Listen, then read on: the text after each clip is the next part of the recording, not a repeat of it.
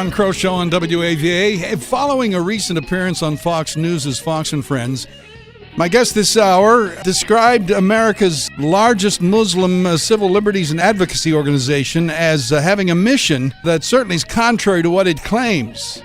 We're talking right now about the issue of religious freedom, and in a letter to Dr. Robert P. George, chairman of the U.S. Commission on International Religious Freedom, by the way, of which my guest is currently also serving as vice chair, the Council on American Islamic Relations, or CAIR's National Executive Director, wrote a letter to Dr. George saying, "We're writing today to request that you initiate an investigation of USCIRF Vice Chair Dr. Zuhdi Jasser for seeking to deny religious rights to Muslim military personnel." Now, there's much more to the story, which is exactly why I've asked Dr. Jasser to join me. He is also, by the way, president of the American Islamic Forum for Democracy and the author of The Battle for the Soul of Islam, an American Muslim patriot's fight to save his faith.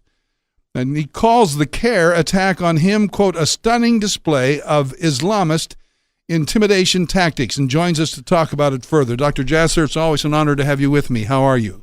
Great. It's nice to be with you, Don, and thanks for having me on to try to clarify their nonsense, if you will. Absolutely, and that's if it would be ludicrous, laughingly ridiculous if it weren't so serious as to its implications when they challenge, especially the organization itself being perhaps the largest Muslims so-called civil liberties and advocacy organization.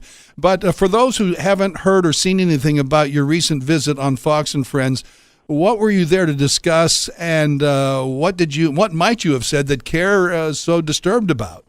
Yeah, first, obviously their letter to the commission I serve on is their attempt to bully, silence, and my comments here are my own comments. They're not related to the commission, and I think they're trying to bring in things to try to destroy individuals that disagree with them.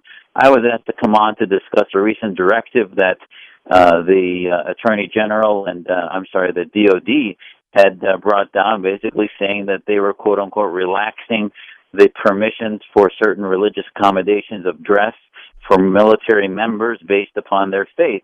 And this specifically was in response to the Sikh community, that wearing a beard is central to their faith, and for long there really had not been any Sikhs in the military. So what the DOD did was remove some of the requirements that said that wearing a beard was not permitted. And there weren't that many changes, and that was one of the things in my interview, and I asked people to watch it. It's on our AIFD TV YouTube site, and I just clarified and said all they did was lower the threshold, in that you still have to get approval for a beard, you still have to get approval for any change from uniform, and that the approval now doesn't have to go to the Secretary of the Army or Navy, it just goes to your CO. And I said what needs to happen, though, is because they made the default still needing approval, all it did was things like a beard for the Sikh community should be allowed. However, if you believe anything is whimsically part of your faith, it should not be now open season for people to vary the uniforms, which would then affect safety, security, unit cohesion, and other things. And as a result, they then summarized my comments that somehow that I don't believe in freedom for Muslims, which is their lying and deception, which is similar to the tactics of dictators in the Middle East that try to color somebody's opinion into something different, and say that I'm now the CAIR rep from L.A. this morning tweeted that I'm an Uncle Tom and I don't believe in Muslim rights. And ultimately, I actually support the hijab for Muslim women because it is central to their belief, but I don't believe a beard is central to Orthodox Jews anymore it is to Orthodox Muslims. So these are things that reasonable people can disagree on, but being in the U.S. military is not working at Walmart. So, you don't get a right to any privilege that you think is part of your faith. And that was one of the things that was not clarified in this directive. And my fear was that organizations like the Council on American Islamic Relations would use this as part of their litigation jihad to then start to put even more fear that creates situations like Nidal Hassan, where he was walking around Walter Reed with a card that said Soldier of Allah and so many things that were obviously threats and concerns, and nobody said anything because they were worried in the U.S. military of repercussions of so-called discrimination. Well, it is significant, and of course, throughout, and you and I have talked about this before, and others, experts on these matters, your friend Frank Gaffney, and all of us through the years have addressed the issue that CAIR itself is by no means what it would like to have itself perceived to the average American. Am I right? Absolutely, and their organization, this was the other thing that they got extremely plussed about through their media arms at Loon Watch and other facades of theirs that basically said that they were upset because I called them. I didn't use their name on the interview, but I said pseudo-civil rights organizations, which is really what they are. They attempt to try to hijack issues like the few Muslims that, I served 11 years. I knew a lot of very Orthodox Muslims, none of whom really thought much that they needed to wear a beard, but these people take these types of issues and make them and use them to balkanize Muslims so that the political movement and identity movement of Islamism can be their domain, and they use it as a guise in which to rally people and say that there's this Islamophobia and anti-Islam and anti-Muslim behaviors that then force Muslims to unite and prevent us from really seeing the forest from the trees about what America's about and the freedoms that America stands for. And they really foment anti-Americanism. And I really think that the way they operate in America, even though they may not advocate violence, I think is one of the first steps that radicalizes a lot of American Muslims.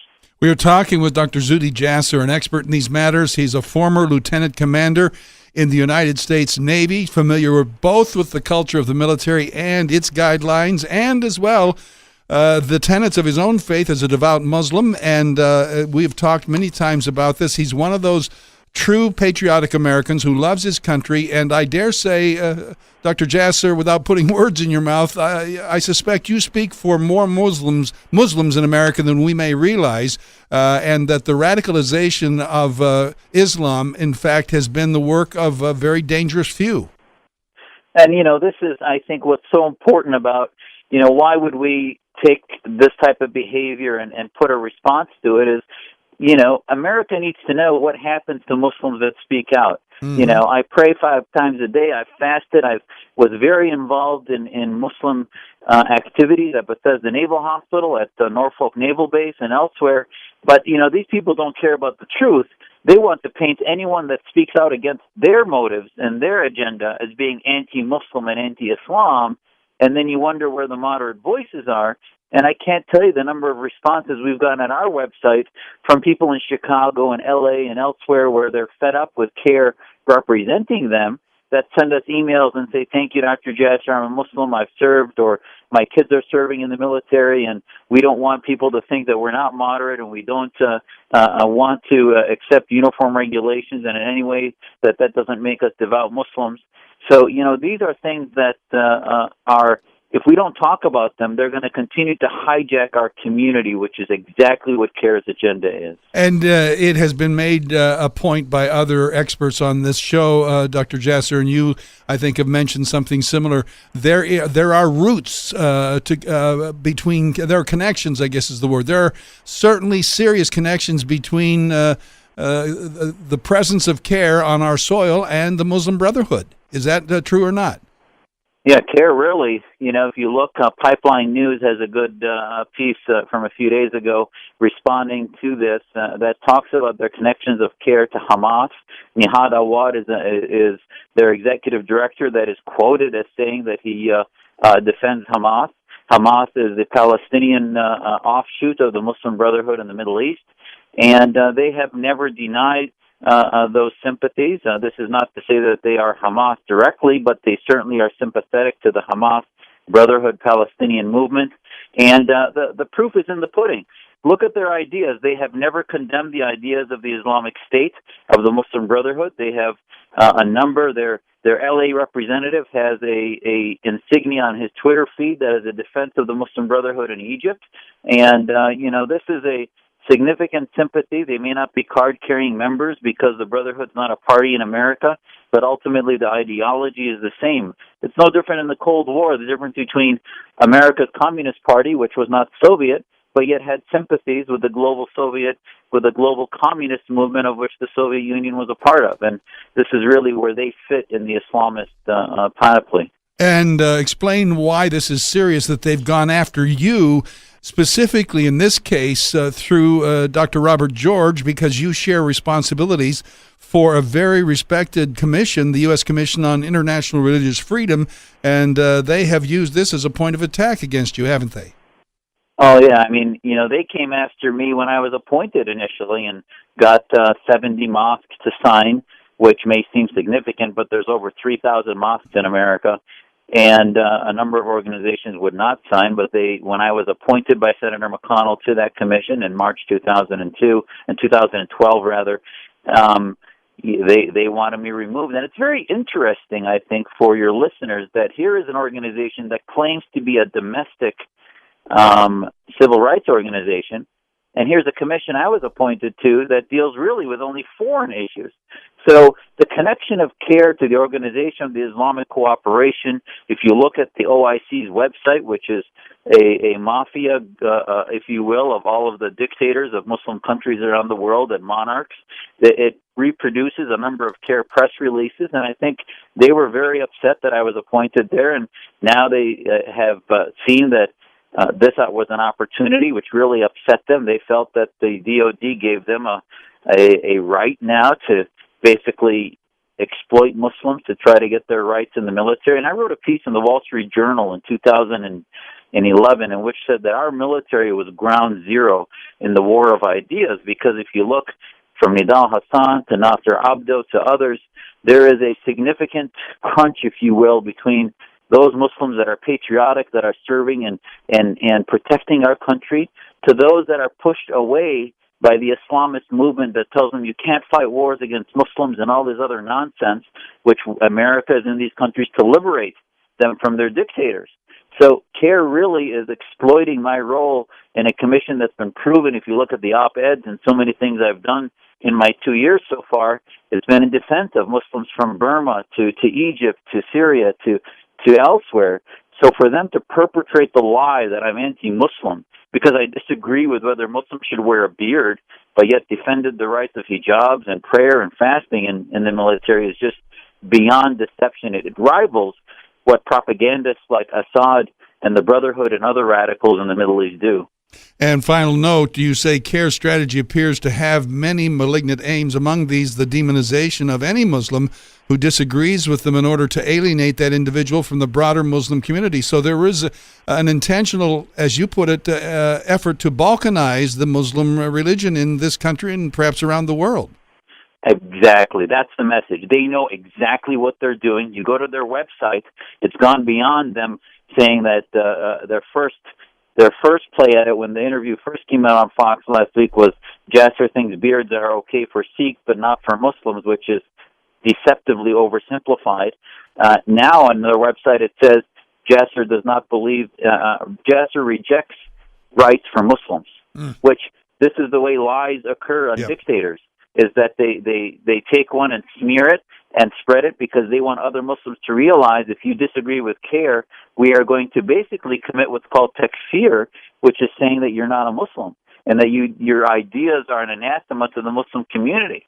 And this is why we're doing our work, is because political Islam is all about using the mantle of faith to silence free speech and silence opposition. Well, we appreciate your tireless work, especially at great risk to yourself and your loved ones through the years on this, and I consider it an honor to have you with us anytime we can. Let's talk further in the future. Anytime, Don. Thanks so much for covering this. Appreciate it. All right. Dr. Zuhdi Jasser, president of the American Islamic Forum for Democracy, author of the book, The Battle for the Soul of Islam, An American Muslim Patriot's Fight to Save His Faith. 2 websites, one for the book, battleforthesoulofislam.com, battleforthesoulofislam.com, and the other, AIFdemocracy.org, AIFdemocracy.org.